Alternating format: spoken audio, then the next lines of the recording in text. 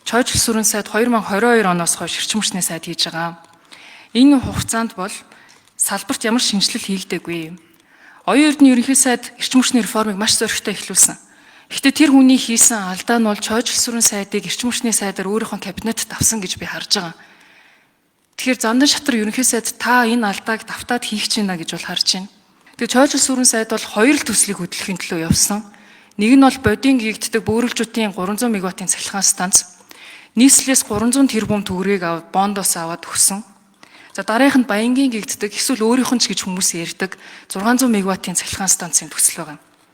Бусад төслүүдийг бүгднийг хавд ороод явуулаагүй. Цэнгүүн гишүүнийхээ асуултанд хариулъя. Мэдээж сүүлийн үед бол цэнгүүн гишүүн маань одоо манийгаа гайгүй шөөмжилдэг болсон.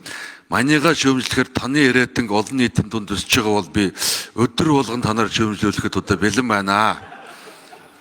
Энийг бас залуу улс төрчхөн уулын их хөрөн санаа гаргаад ийм өндөр хамт явсан юм аа. Одоо ингээ шөөмжлүүлэхэд бас гэлээ дахин гэлээ би бэлэн байна. Өдөр болгон шөөмжлүүлвэл бүр сайн.